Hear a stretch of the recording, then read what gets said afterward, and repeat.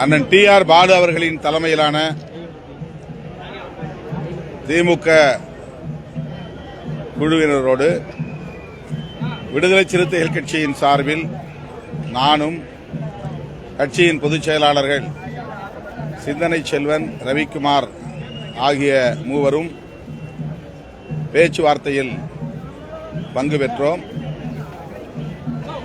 2026 சட்டமன்ற பொதுத் தேர்தல் வழக்கமான சராசரியான ஒரு பொதுத் தேர்தல் அல்ல. இந்த தேர்தலில் வலதுசாரி சக்திகளை காலூன்ற விடாமல் தடுக்க வேண்டும் என்கிற பொறுப்புணர்வோடு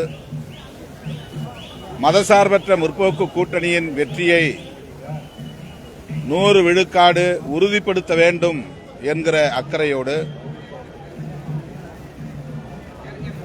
இந்த கூட்டணியில் விடுதலை சிறுத்தைகள் கட்சி ஒரு அங்கம் என்கிற அந்த உரிமை உணர்வோடு எங்கள் கருத்துக்களை பகிர்ந்து கொண்டோம். நாங்கள் திமுகவோடு ஒரு பேரம் பேசுகிற கட்சியாக இல்லை. திமுக தலைமையிலான கூட்டணியை வெற்றி பெறச் செய்ய வேண்டும். அது தமிழ்நாட்டுக்கான வெற்றி, தமிழக மக்களுக்கான வெற்றி, சமூக நீதி அரசியலுக்கான வெற்றி என்கிற அந்த புரிதலோடு எங்களுக்கான அதிகார பகிர்வு குறித்து எங்கள் கருத்துக்களை மனம் திறந்து பகிர்ந்து கொண்டோம். திமுக தரப்பில் எங்கள் கருத்துக்களை கேட்டுக்கொண்டார்கள். தலைவரோடு இது குறித்து விவாதித்த பின்னர் உங்களுக்கு மீண்டும் அழைப்பு விடுப்போம் என்று கூறியிருக்கிறார்கள். இந்த பேச்சுவார்த்தை சுமூகமான முறையில், சிறப்பான முறையில் நடந்தேறி இருக்கிறது.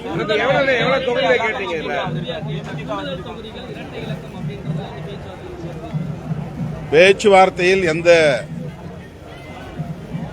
எந்தெந்த தொகுதிகள் என்பது குறித்து எதுவும் நாங்கள் பேசவில்லை.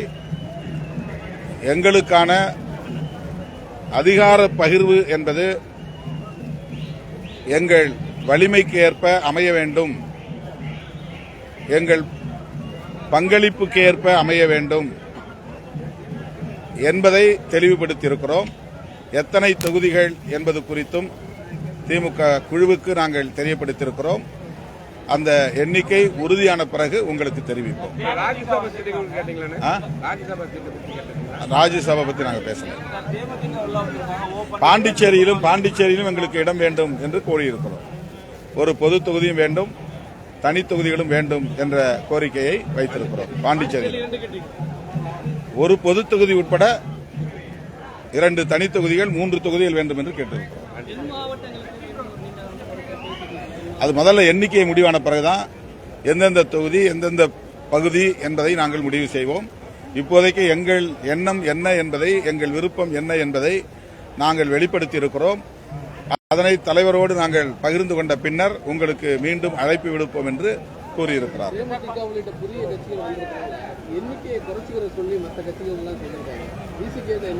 இதெல்லாம் கூட்டணி கட்சிக்கு இடையில உள்ள அரசியல் ரகசியங்கள். இதை நம்ம வெளிப்படையா பேச முடியாது. அது நாங்க எங்களுக்குள்ள நெகோசியேஷன், அந்த நெகோசியேஷன்ல என்ன ஃபைனல் ஆகுதோ அந்த ஃபைனலா உங்களுக்கு சொல்லுவோம். உங்களுடைய அடுத்த கட்ட நடவடிக்கை எந்த மாதிரி இருக்கும்? அவங்க தேர்தல் ஆரம்பிச்சுட்டாங்க அவங்க பொதுக்கூட்டத்தில். நீங்க ஏற்கனவே சொல்லியிருக்கிறேன், தமிழ்நாட்டை பொறுத்தவரையில் மோடி வித்தை எடுபடாது. எத்தனை முறை வந்தாலும், என்னென்ன பேசினாலும், திமுக அரசுக்கு எதிரான களங்கத்தை பூச திமுக அரசுக்கு எதிராக களங்கத்தை பூச முயற்சித்தாலும் தமிழ்நாட்டு அரசியலில் அது எடுபடாது. தமிழ்நாடு வேறு, இந்தியாவில் உள்ள பிற மாநிலங்கள் வேறு. 2026 தேர்தல் மீண்டும் பாஜகவினருக்கு தமிழ்நாட்டு மக்கள் அதை உணர்த்துவார்கள். 2021 தேர்தலில் வெற்றி பெறுவதோட இந்த கூட்டணி கொள்கை வெற்றி பெறுவது முக்கியம் சொல்லி நீங்க தான் கையெழுத்து போட்டீங்க. இதே நிலைப்பாட்டில் இருக்கீங்களா, இல்ல உங்களுக்கான நெகோசியேஷன், உங்களுக்கான பங்களிப்பு எங்களுக்கான பங்களிப்பு, எங்களுக்கான பகிர்வு என்ன என்பது குறித்தும் நாங்கள் எங்கள் கருத்தை உறுதிபட தெரிவித்திருக்கிறோம். அதே வேளையில் நீங்கள் சொன்னதைப் போல கடந்த தேர்தலில் நாங்கள் இந்த கூட்டணியின் வெற்றி எவ்வளவு முக்கியம் என்று கூறினோமோ அதே உணர்வோடு இன்றைக்கும் நாங்கள் அதில் உறுதியாக இருப்பதற்கு காரணம் தமிழ்நாட்டு அரசியல் சூழல் அதே சூழலாகத்தான் இருக்கிறது. இங்கே மதவாத அரசியலுக்கு இடமில்லை, சாதியவாத அரசியலுக்கு இடமில்லை.